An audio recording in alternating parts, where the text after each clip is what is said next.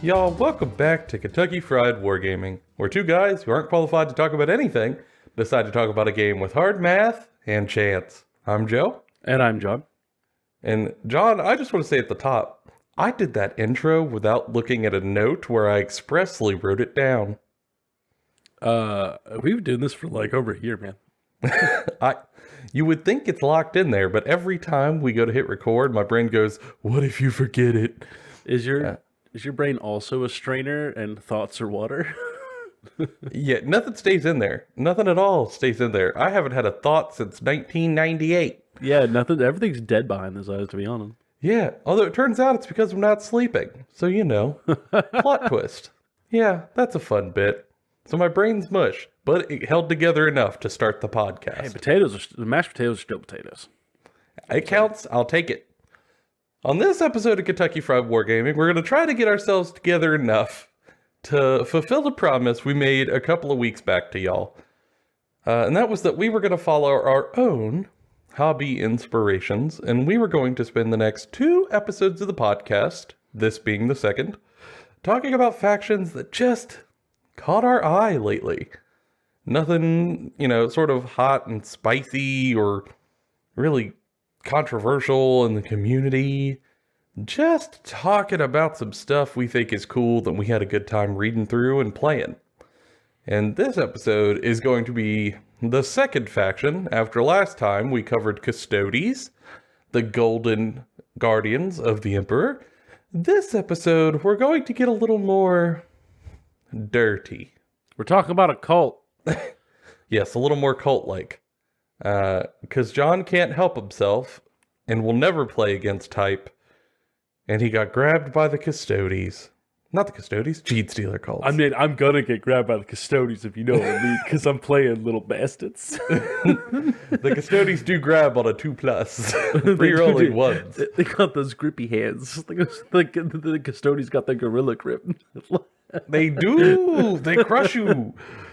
But that's okay, because the Genestealer Cults come rock in with like 8 million people. They're just like a horde army like Guard, but also with Tyrannid claws. And what a weird combination. And one that is going to be very interesting to watch John struggle to try to make sense out of. Yeah, I'm going to forewarn at the top. This is a dense book for both lore and rules. I am not touching on all of it. It is a huge, brief overview at best. And so if there are more specific things you want to know about, I probably have read it. If not, I will, if you would tell me about them. And I have no problem talking about it. I just didn't want to have a 7-hour-long episode about Genestealer Cults. Yeah, this book is one that's definitely harder to get into, and I bounced right the hell off of it.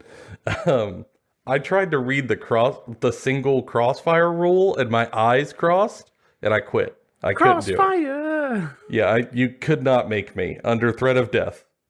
It's too much. But for John, it's just enough. But before we can talk about that, the music says we have to talk about hobby time and games played. And we always follow the music, don't we, Joe?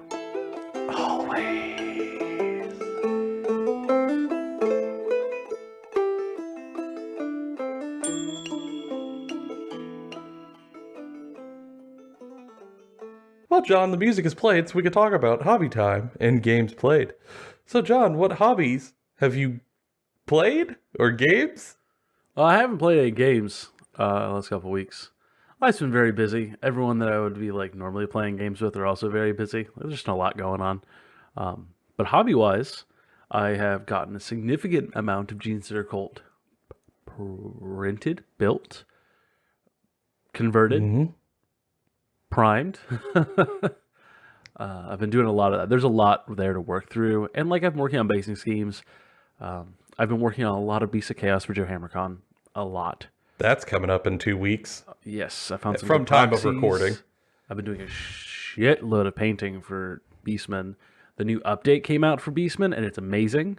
So I had to rewrite my list. That was fun. Overall, great time. I did take a break off of the wargaming painting to paint a couple of things that are not Warhammer or just wargaming related. They're just fun little pieces to paint as like palette cleansers to kind of get my creative juices flowing and test out some schemes and stuff I want to do for Genestealer Cult, but on a non-Genestealer Cult model. Yeah, it's kind of low risk and low energy, so you get to just kind of dive in and have a good time.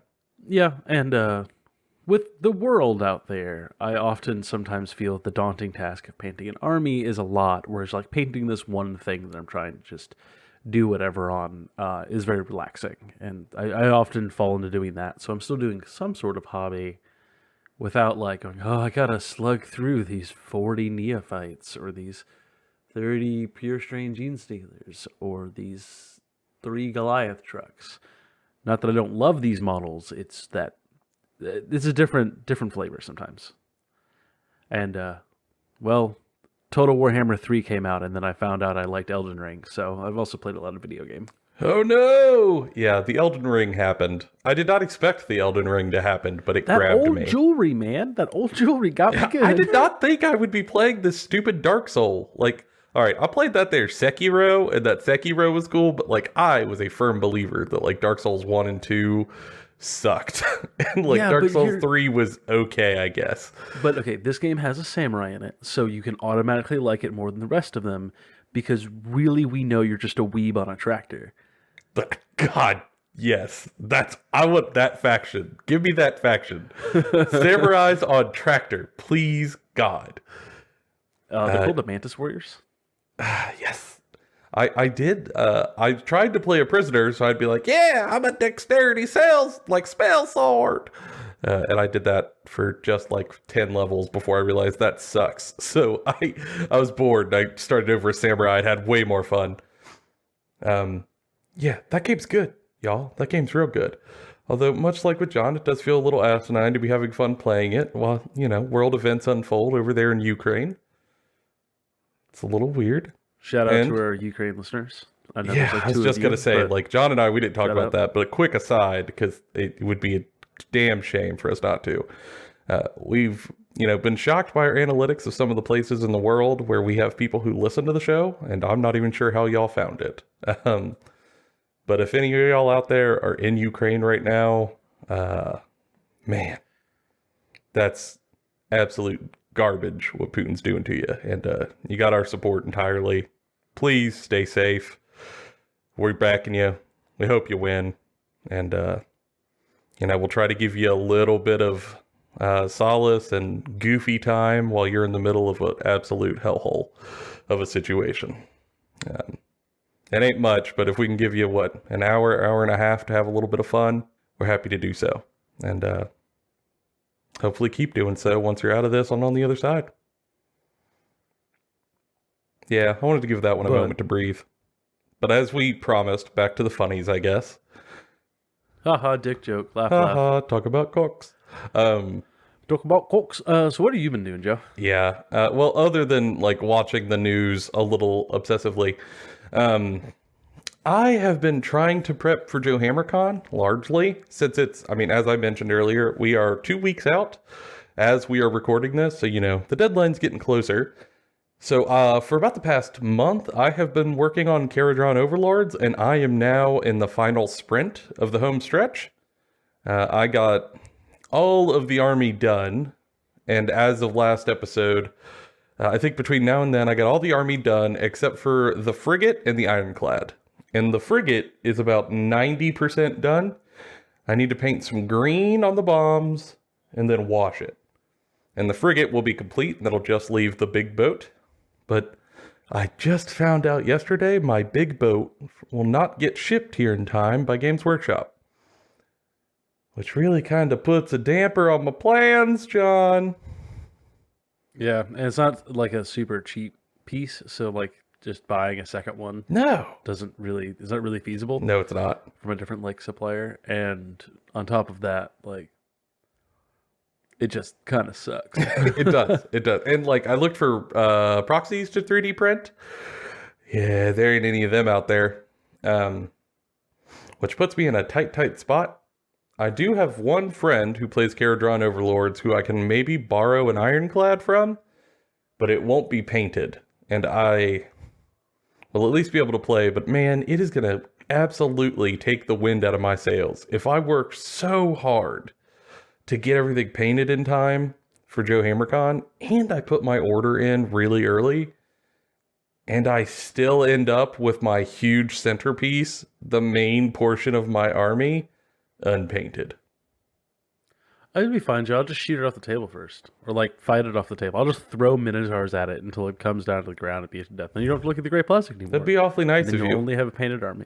Yeah, that's what I'm here for. I'm your friend. I'm just going to be sad while it's on the table, and sad when it dies. And then happy when you kill all the cows. Yeah, we'll see. Yeah, it's kind of taken my hype down a little, but what can you do? Otherwise, though, I will almost have a fully painted Caradron Overlord's army.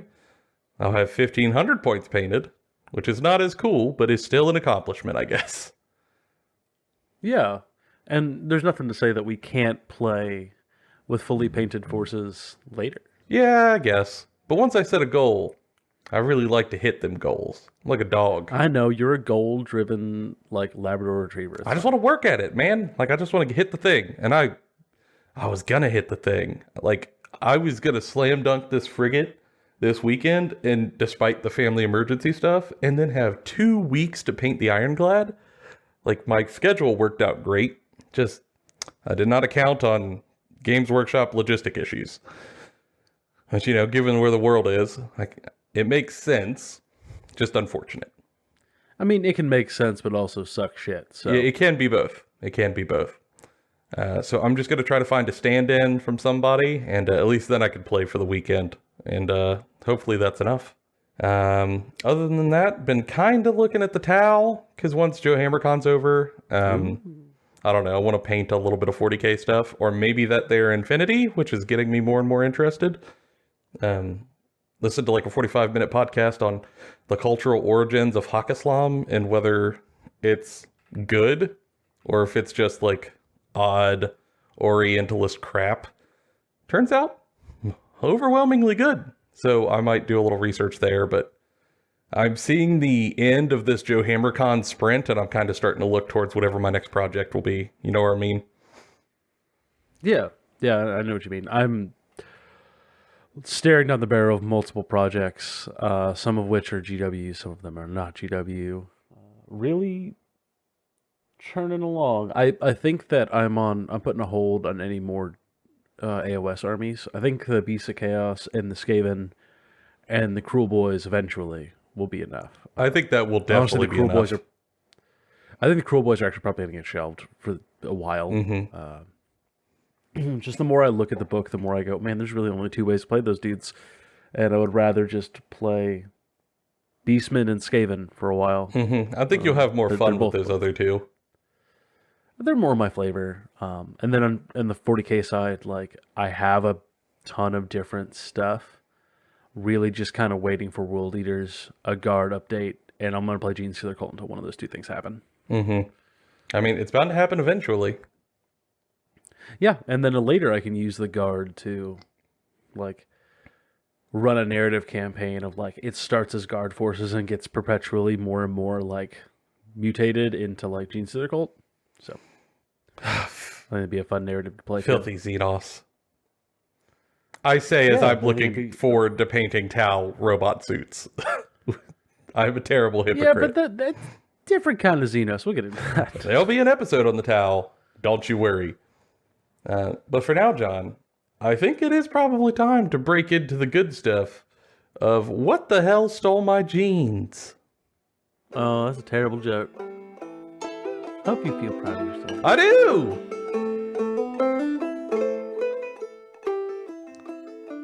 Alright, John, I am pantsless and hosting this podcast.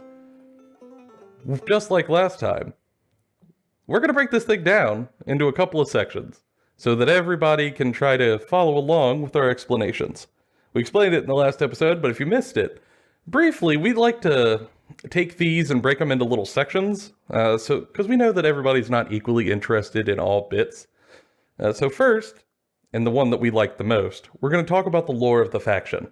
What they do in the setting, where they came from, sort of what their shtick is, goals, and things like that. Because it really is kind of the foundation by which you base all of your thoughts around a force, at least for us. After that, we're going to get into tabletop stuff, and how it ties to the lore, and what their sort of steez is as playing around on the table with little plastic models and such. And then lastly, we're going to talk about how do you get started with this faction if everything we're saying is kind of hitting home for you? You know, if we're going through these descriptions and you're getting more and more excited about what we're saying, and you really want to get started, we want to help you get going in a sort of way that is efficient and cost effective, or at least as much as that's possible, because sometimes it's not. And a quick disclaimer, as mentioned with the Custodies, we are talking about this soon after release of the book. And that means some of this might be subject to change. While the keystone touch points of the faction are not going anywhere, you know, they might come out with new boxes that help you get into it in a different way over time or something like that. Or maybe like FAQ, some rules and stuff for their tabletop. But we're going to do our best to try to make the episode as evergreen as we can, with just general good advice for the faction to help you guys kind of get oriented to it as much as possible. And with that in mind, John, what the hell's a Genestealer?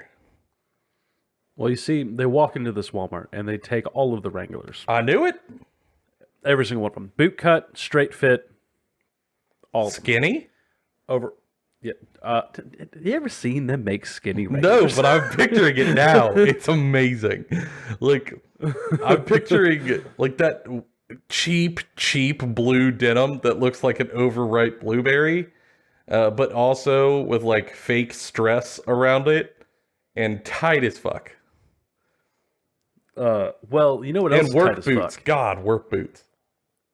You know what else has work boots and is tight as fuck? These Genestealer Cults. Great transition. So 10 out of 10 podcast. So the best way you can describe Genestealer Cult from the chorused level is it is a secret society built over generation after generation of generation to institute a revolution or an overthrow of the imperial government or a Xenos government. There are Xenos Genestealer Cults that prepare a planet for a Tyranid invasion or perpetuate the cult onto other planets to prepare a system for a Tyranid invasion, right? That's the elevator pitch. But when you go past the elevator pitch and how they accomplish this is where it gets very interesting and very complicated. Okay. Putting on my tinfoil hat. Yeah, put on the tinfoil hat. So the way this all starts is a Genestealer will land on a planet or be trapped on a space hulk that crashes into a planet or on a space station, or is like an egg trapped in a place. Very Alien. I was just going to say, like all right, Alien I've movie. seen Alien. Uh-huh. Yeah. Love that movie. Then does something called the Genestealer's Kiss, which Hey-o. basically inserts a bunch of like Tyranid DNA into somebody. Can happen a bunch of different ways. I mean, much like Alien, that like you saw how it happened in that movie. This sounds like a It can Chuck happen Tingle here. book, just a tad. It is a little bit like a Chuck. Oh no, the Genestealer stole my jeans and pounded my butt by Chuck Tingle. Yeah, like that. I guess. So Genestealer pounded my butt and stole my Wranglers, and oops, now all my kids are mutants, Tyranid mutants. I love this. This is the greatest elevator pitch. Yeah, so once the Genestealer kiss happens, they kind of become attached to the hive mind of that specific Genestealer, and that Genestealer becomes the patriarch, which is like the head of that cult. Mm-hmm. And then they start creating more of each other. So really just snatching people into the sewers and caves and whatnot to turn them? Yes, turn them, and then they once they have kids, those kids are already indoctrinated into the cult because they're born indoctrinated to the hive mind, and so on and so forth. And as the generations continue, they start looking different. They start getting different features. There's aberrations to specific generations that allow them to get certain like leader types. So think of like the Tyranid's ability to morph their biology to adapt to things. They do this over generations. So you get like Magus, which are wizards, essentially, like Tyranid space wizard cultists. And then you get like Sanctus, which are like biologically changed, so they are really good snipers with extremely good reflexes, that can fight stuff. Or like the Kellermorph, which is an extremely charismatic sharpshooter. Big iron on his hip. They all get a roll. Is that the guy rootin' tootin', 3-gun shooting feller? But what is interesting is that they slowly move away from like the Tyranid bug-like thing all the way until the last generation, in which the last generation, oddly enough, becomes extremely Tyranid, and they start birthing pure strain Genestealers, which are just Genestealers. Like they're having babies that are Genestealers. Interesting. And what's terrifying is that those babies that are actually Genestealers, the people who birth them look at them like they're not Genestealers. They look at them like they're children, like blessed Messiah children, because the indoctrination and the mind effects of the hive mind is so strong. All right, John. This is sounding a little less alien and a little more The Hills Have Eyes, but I'm following. Yeah, it's terrifying. What makes it worse is that a lot of these forces are insidious in that they actively co-opt the misery of some of the lower rungs of imperial society. So to touch on this, even like briefly, I'm not doing it great justice. The Imperium of Man is known as the cruelest regime to ever exist in humankind. I mean, fair. People are working 18-hour days, in which the only 6 hours they have off, they are forced to just sleep and eat. Like, that kind of, like, life. So it is constant work, it is constant suffering. You are put into a meat grinder, whether it's in bureaucracy, the manufactorums, in war, in farming, and everything, right? Or you're in a gang, or there's an immeasurable amount of suffering for the vast majority of the human race in the Imperium.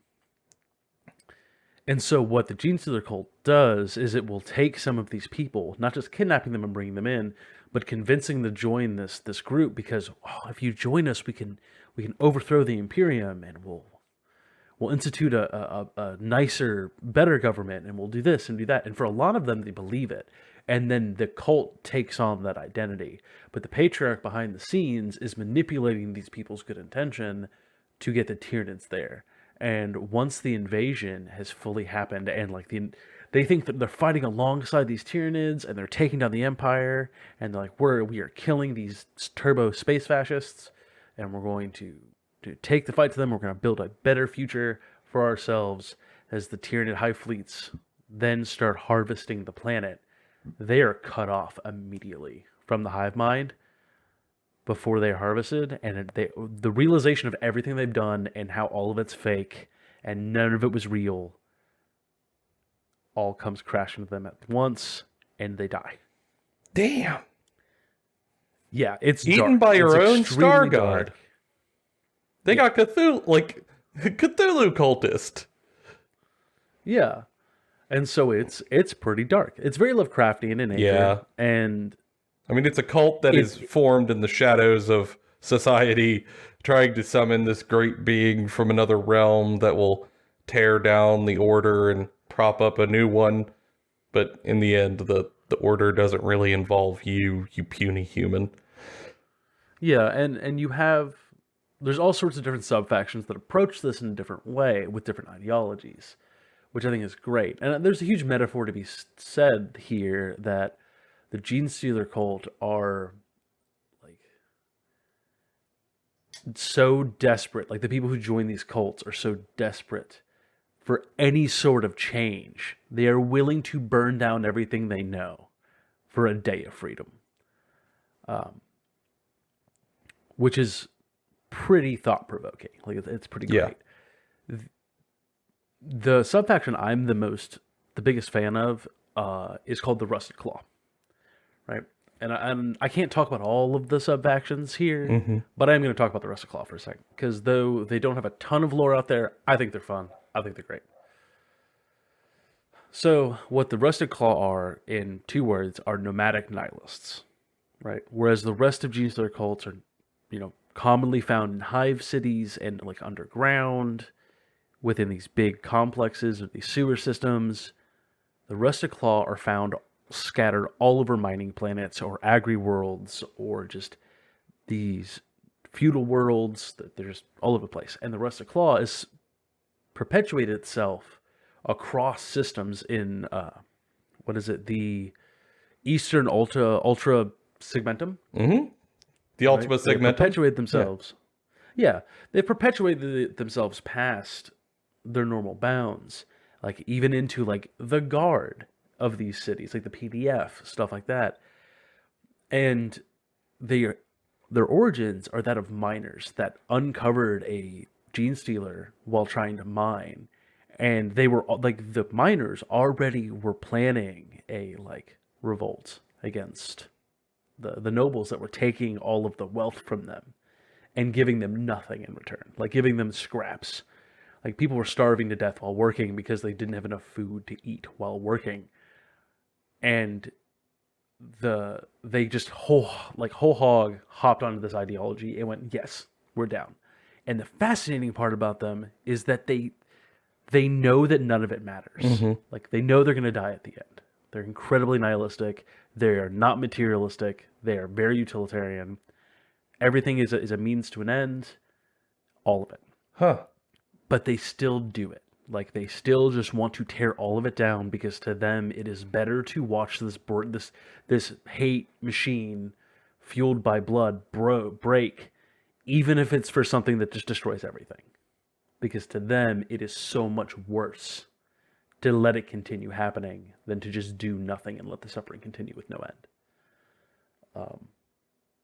Which is also very dark. Like, to know that you are summoning a god, like essentially a godlike being that is going to devour an entire planet and all life on it, and you go, yeah, that's better than what we currently got. Yeah, when the hungering void of eternity seems like the good option, man, stuff's bad. Stuff's real bad. It's really, really bad. And, like, I'm not saying they're right, but it's an understandable place when, like, every generation that you've ever known has, like, died by the time they're 40 in a mine from, like, I don't know, red lung on, like, a Mars planet. Like, I mean, they got a point. Yeah, like, it's accelerationist theory at its, like, most pinnacle. I don't want to say best because it's not. It's not best. It's awful. I get it. Yeah, but they're rugged survivalists. So what's interesting about their biology is that all of their biology is now have this like hardened, like almost carapace-like skin, where their skin has actually turned into like multiple layers of small shell. And so what that means is they're extremely hardy individuals against things like sand or like environmental hazards. Even like some small arms fire or melee weapons, they can kind of shrug off. They become these rugged survivalists. And their biology's changed to the point where they need less water to drink than a normal human being in order to continue staying out in the desert. I mean, you can't drink too much water. You'll get addicted to it. Yeah. Mad Max. Woo! They also much prefer being in things with wheels. Yeah, Mad Max. Runners. Yeah. Yeah, they love the Ridge Runners. They love the Goliaths. They love the Adelan Jackals. They love the Yamaha 250F. Hey, you looked up a model number. Yeah. I learned about dirt bikes so Joe would stop heckling me. It only took 2 months. That's to show you, everyone out there, peer pressure is good. They have a ton of 2 specific types of leader units, or like leader alterations, and that is Jackal Alphas, which are like the best version of the bike dudes, which the bike dudes are rad. Until like I read deep into the bike dudes, I didn't realize that all of them are like raised together and they have a psychic link with one another. So when they're riding around on their dirt bikes together, they're communicating subconsciously so that they never hit each other and can work in tandem like a wolf pack. God, that's awesome. Yeah, right? Like, what if you and your buds could all, like, just psychically connect to one another while riding around on your dirt bikes and never crash and just have, like, the best time? John, you gotta go buy a dirt bike. I'll teach you how to ride. We're gonna have a blast. Well, it's such a great time. I'm gonna just start Googling dirt bike shotgun holsters for no particular reason. Yes.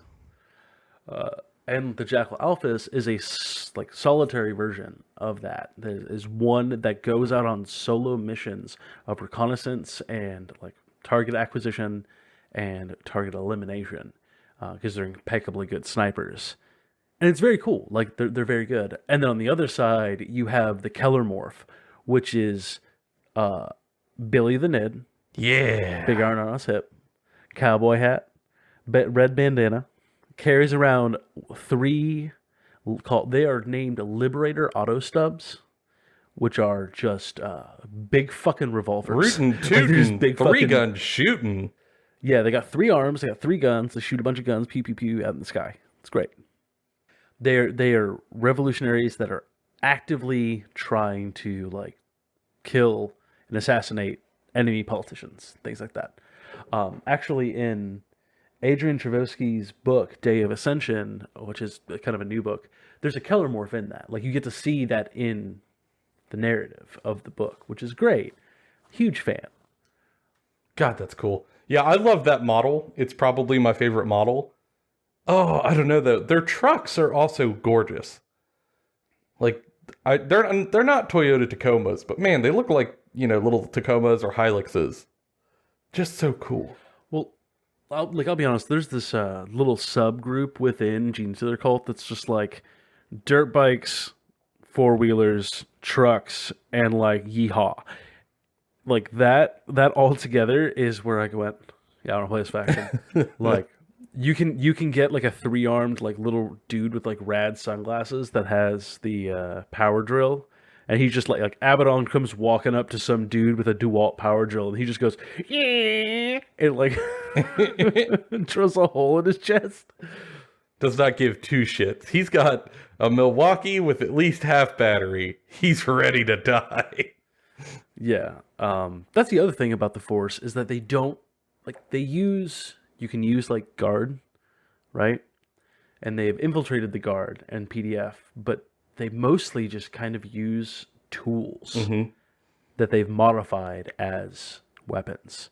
So like they take mining equipment and use that in combat. So like the Jackal, like the Jackal bike dudes will run by as they're psychic linked to their buds and go throw a satchel charge that's meant for like deep sea mining or just like mining in general. And just throw them on dudes and just throw dynamite at dudes as they drive by, and they'll go red, and they do backflips and everything explodes. Huge Love fan. that. God, that's cool. Yeah, and they've just got a whole bunch of stuff like that. It used to be a mostly melee force, but now they've sort of shifted into being more balanced on both. Largely thanks to Crossfire. Crossfire. Which I think is actually the perfect transition. Because, you know, if that's the lore, how does that exactly translate to a tabletop? Because let's be honest, sometimes the lore is dead on, but others, a little off. Yeah, and I will say with this faction specifically, the rules are so much flavor to fit what this army is that it's kind of intimidating. Like there's a phrase within the book which is like a plan generations in the making. And I'll be honest, if you have to plan to make your plans on what you're going to plan to do when you go to play this game with this faction. And before we get too deep into the rules, I want to preface with I have not gotten to play a test game with the new Genestealer Cult rules. I played them back when their book first came out in 7th edition, and I played them at the beginning of 8th edition. But I've not played them in 9th edition. We tried to So squeeze in a game before we recorded this, but just couldn't make it happen. no, I've read the book front to cover, watched a bunch of stuff about it, and then I took notes about the book again. So I've got a little bit of knowledge, but note that I haven't tested any of this knowledge. It is mostly like the vibe check. That being said, I'm not trying to teach you how to like master this force. I'm not trying to teach you how to play it per se. I'm trying to explain what the vibe of playing the force is. Mm-hmm. And I'm also going to say this book is very wide. This book can do a lot. Even on the competitive level, they're still coming up with new builds, and they've been out for weeks, and there is nobody going, this is the definitive Genestealer Cult build. It's a very diverse book. Mm-hmm. It's going to be a while for this one to get, as they say, figured out. And I don't think that it ever will, to be honest. I think that this book actually just changes constantly depending on where the meta's at.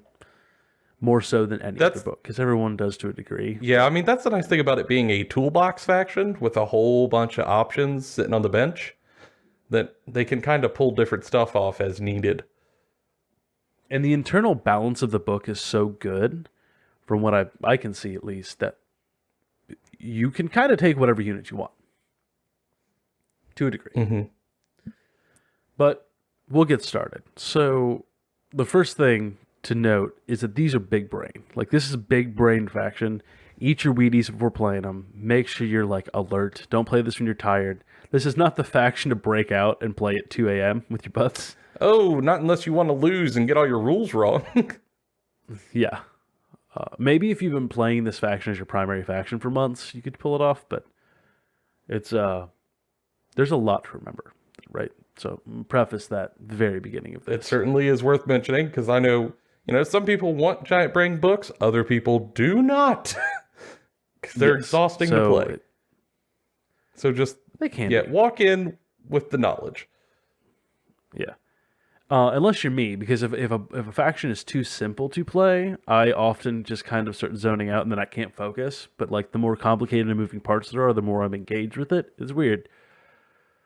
Anyways, to sum it up, whereas Guard is like a centralized line force where we have Wave 1, Wave 2, Wave 3 with like regimented combined arms to kind of push up the table, push objectives, form battle lines, form firing lanes, shoot at each other. Or like Orc is a horde that just moves forward and just wog. Or Tau is a kind of ebb and flow, move and shoot, like lure, trap, shoot kind of faction. Genestealer Cult are just a completely decentralized force. When you first deploy, you deploy with blips, you don't even deploy units. And so until your first movement phase, or the end of your opponent's first movement phase, whichever comes first, is when you expose your units. And you can put so much of it in Deep Strike, and there's so many ways of manipulating Deep Strike with them. I mean, when they go into Deep Strike, they automatically go 8 inches away instead of 9 inches away, which is very impressive. Huh, that's cool. Yeah, so they're incentivized to take half the force and kind of put it somewhere else. But they have also lots of scout moves, lots of like movement shenanigans in general to like redeploy and everything else. Like they move so much in the deployment/movement phase in the beginning of the game, it's hard for your opponent to even figure out what direction they're coming from, because they're coming from all angles. And that's the vibe you're supposed to have with them. They're kind of like popping out of like sewers and basements and off rooftops and coming in from all directions. Literally tunneling their way up from under your feet. Right, which does make it a little bit more difficult to do things like the aura buffs that a lot of people like to use, where they'll like form a Death Star around an aura. A little bit more difficult to do here. Yeah, no like hardcore captain, lieutenant circle that you can really pull off. Yeah, so you're kind of wanting to make a mixture of like little pockets of resistance at certain places, while also having individual units and toolbox kits that you want around to do stuff. Engaging where you need to while working on secondary objectives, denying your opponent's secondary objectives, and also pushing the primaries. It's a very objective-based army. They have some ability to do decent shooting and decent fighting, but they are mostly a objective-based, take my objective off of like guile and tricks army. They are not the best shooters, they are not the best fighters, and they are not the toughest. And they're not even the fastest. They just have a lot of weird tricks. This is the exact opposite of the Custodes. Yes, they are the exact opposite of the Custodes. And they have some interesting, like, faction-specific rules, like Crossfire, which allows you to put, like, tokens on things, as, like, people are basically lighting up one thing, and then other people gang up on them to get +1 to hit. And then Exposed, which is if something has a Crossfire token, and you can, kind of like D&D, draw a line between two units, with a unit in the center that you're trying to shoot. They're exposed, and you get +1 to wound. Very cool. It sounds much harder to pull off, and in the book, when you read it, it takes like 3 paragraphs to figure out that that's what they're saying, because they had to make it rules lawyer proof. But it's a very fun mechanic that is doable if you plan to do it right, but don't expect to get exposed on everything that you're fighting without overexposing yourself, which is the hard part. Yeah, it's a cool bonus, but if you sort of put your units out in the open to get it's not worth doing. From what I've seen, it seems like a thing that you really want to bait your opponent into doing, or like if your opponent overextends, you punish them for it, right? Mm-hmm. But you're not going to like naturally or organically get it all too often, because it's also only with certain units that have the Crossfire rule. So, like, you can't crossfire with Genestealers because they don't have guns, they've got claws. I mean, that makes sense. Yeah, and so a lot of the rules end up just making sense once you play with them a bit, but the initial time you're playing with them, you have to like, okay, we'll have to double check this, and then this, and then this, and then this. But as you get used to it, it looks like it's going to just kind of fall into place. And it will all start clicking and making sense as you, like, maneuver these things around.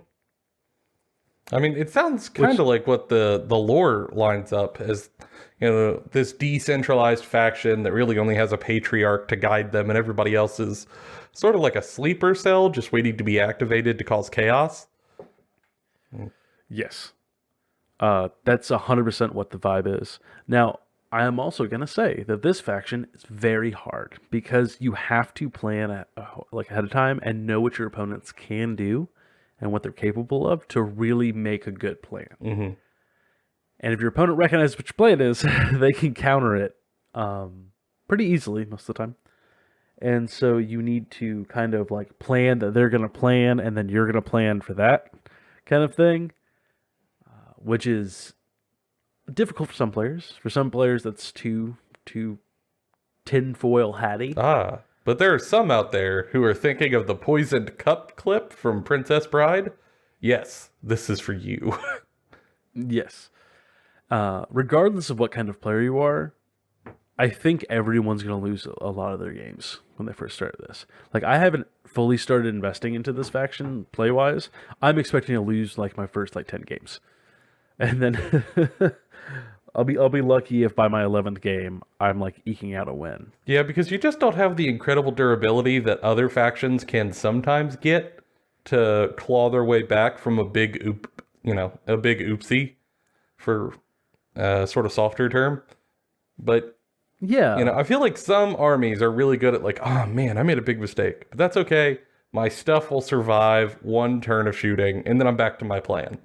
Genestealers do not look like you have that leeway. If you make a big oopsie doodle, you might just be out of the game. The good news is that because there's so much of it, you can just kind of keep throwing trash at your opponent. So you make them pick between like, do I want to kill this trash or this slightly different trash? Which trash is better? I don't know. Like but it's built to do that, right? Mm-hmm. And still accomplish things while doing so. Which fits the lore, I think. Like, you're a bunch of dudes with, like, mining picks and satchel charges and, like, Toyota Tacomas and dirt bikes fighting, like, I don't know, demigods, like golden demigods with powerful spears that have, like, grenade launchers in them. And that have been around for potentially over 10,000 years. Like, yeah, you got, like, Billy the Nid over here who's heading down to Speedway to pick up some smokes and a bag of Doritos. And on the way, he runs into giant space janitor cop. He goes, oh, fuck, man, what am I going to do? I don't know. I'm going to shoot you with my 22. the guy is a walking tank, turns around and goes, "That's cute," and then just impales him upon like this pole arm named the End of Eternity or whatever that's seen the death of gods, like with whatever. This is Custodes propaganda, and I support it. Yeah, so faction, like in summary, they play hard but are very rewarding when you win. Like every win you get with Genestealer Cult feels like you earned it. Kind of like the Dark Souls faction of Warhammer 40K. Yeah, you had to get good. You definitely had to put some thought in there. It wasn't really handed to you. Unless you figure out how to just like walk in a circle around an enemy with a shield where your strafe rate is just a little faster than theirs. And then you just backstab them before they really get a chance to respond because you cheesed it. But that's okay, because now you're at least starting your tournament 1-0. So you guarantee you won't get 5-0'd. Yeah, it's like a how do I say this? It's like a dodge roll stratagem you can use to just avoid losing your first game as you go 1-4. I mean, at least you got one win. So congratulations on that. Yeah. But speaking of playing this faction, getting started is kind of hard. I was before the episode, I was kind of pondering how I was going to pitch my ideas to John to get started. And man, I could not come up with a succinct way to get into this. I think that there is a better way now than there was in the past, and that is the combat patrol box, right? Mm-hmm. In the combat patrol box, there is a lot of models. I think there's like 3 troops, a Goliath rock grinder / truck, and a like HQ piece or 2. Like there's a lot. It is a huge value box that's worth buying multiple times, even if you can only use the character a couple of times, right? Mm-hmm. It's extremely good box value. Once that's out, I expect it to fly off the shelves for every Genestealer Cult player. Yes, especially if you're new. Like there's some stuff in there that if you've been playing Genestealer Cults for quite a while, you might just not buy it because you already got all that. But if you have nothing, you still might. Like the Goliath Rock Rider is a great kit, and it can also be a truck. Mm-hmm. Neophytes are always welcome. Acolytes are always welcome. The Aberrants are also welcome. Like, there's just so much in that box. It is quite literally a box you could just buy multiple of and have an whole army for it. That being said, I don't suggest you buy multiple boxes to start with. I suggest you buy one combat patrol box, maybe a patriarch because they go really well with that. That was going to be my big suggestion, is putting a patriarch on there. Because it is the quintessential leader of the faction. Yes. I also suggest the Calamorph because yeehaw, it's great. So much fun. And the Adelan Jackals because they're fun. Like, if you're getting into this, you like dirt bikes, you like yeehaw, pew pew shoot shoot. Like, you will have a huge grand time. Now, as for learning this faction, which is not something we always drop in on this, kind of meet this faction series. Because sometimes they're really straightforward. And to learn them, you just play them. You're going to be fine. Yeah, like, looking at you, Space Marines and Custodes, like, you'll be all just right. Get a little practice. You're going to remember your stratagems that are reactionary, and you're going to be all right. I think here, though, you have to put in some concerted effort. Yeah, and you kind of got to play with somebody who's willing to be patient with you, because I can almost guarantee your first couple of games are going to be very long. Because there's a lot of rules to remember, and you want to get it right. So I would find a friend, play a couple of games with them at lower point values, right? I would even go as far enough to say that an escalation campaign is perfect for Genestealer Cult, because it fits their narrative to a degree. And it also would be fun to play with somebody else, also probably learning a new faction. And it would allow you to start smaller, like with a smaller force, and slowly build up to what you think that you need in your toolbox while learning your faction and getting used to how they play and then expanding upon it. That's the best suggestion I have, which is what I'm actually going to try to do myself. I was just going to ask if that was your planned faction for the potential Crusade game after Joe HammerCon. It is. I'm going to try to learn this faction in a deep way, similar to how I learned Chaos Space Marines in the past. For those who don't know, I used to play Chaos Space Marines for like 4 years, and I knew that faction and almost every sub-faction inside and out because I had played them for That's my only faction for years. I've since stopped, and I'm waiting patiently for GW to stop being cowards and to give me world leaders. But I'm going to try to do the same with Genestealer Cult. I really want to stretch my commander legs, as it were, and get really good at playing the Genestealer Cult. For long-time listeners of the show, people know that Joe plays a similar force in his Sylvaneth. And even when his Sylvaneth are not great, in the meta, he has never lost a game because he plays the objective really well. And I notoriously don't necessarily play the objective well. I mostly just am there for a good time, but not a long time. And I'm going to try a new tactic. I'm going to try to play a little more tactically and less world eatery. I mean, there's something to be said for just like the more experience you have with the faction, the more you can wring out every bit of potential from them in terms of like tricky, objective-focused plays and baits to snatch victory from the jaws of defeat, even against armies that are mechanically more compelling. But before I could do that with Sylvaneth, I had to play a crap ton of games. Crap ton of learning games. So I'm interested to watch John go through that process. Because it's a little painful at first, but it's all right. We'll get you there. Yeah, I can envision many a times where I'm going to cry over my dead dirt bikes and go, my boys. Yeah, they're going to get shut off the board a few times, but that's okay. You'll deep strike them or hide them in terrain or whatever, and you'll figure out a way to kind of wiggle your way into to win. And I don't need to get to like a pinnacle level with them. I never plan on playing these as a tournament. No, this would be an awful tournament army for transport and like neural load. Man. I think for some players that really want to push their limits, it's for them. Or like really big competitive players, I think it's for them. It's not for me if I were going to a tournament, because I have no illusions that if I went to a tournament, I'm not trying to get top table. I'm there to have a good time. Mm-hmm. I'm gonna play a dumb faction. Play a faction that's where I would take world eaters. Like, it's no secret both me and Joe have thought about going to a tournament in the future. If GW comes out with world leaders, I'll buy all the models and I'll paint them all and I'll go to every tournament with world leaders and I'll wear a shirt that says cornflakes or something with like a Kentucky Fried Wargaming hat and like a Hawaiian shirt, and I'll just talk about my sad dad stories. It'll be great. It's gonna be so fun. Oh my god, we'll have a blast. Yeah, you can be Sanguinius. You can cosplay Sanguinius. I can cosplay Angron. And no one else is that finally clicking for you, bud? Oh god, damn it! For the record, I look nothing like Sanguinius. These people don't know me. They might be picturing some beautiful man. I look nothing like Angron. Okay, I'm also not turbo buff gladiator. Like, well, that's fair. I feel like we're putting out some false advertising right now, John. We got to do some clarifying statements. I want every one of these listeners to know that me and Joe look like the same white guy. Like, if you drove by us at more than 2 miles an hour, you would mix us up for one another. I want you to picture the most neutral, bearded white dudes. All right. The biggest difference is that I have long hair and you don't. That's true. That's it.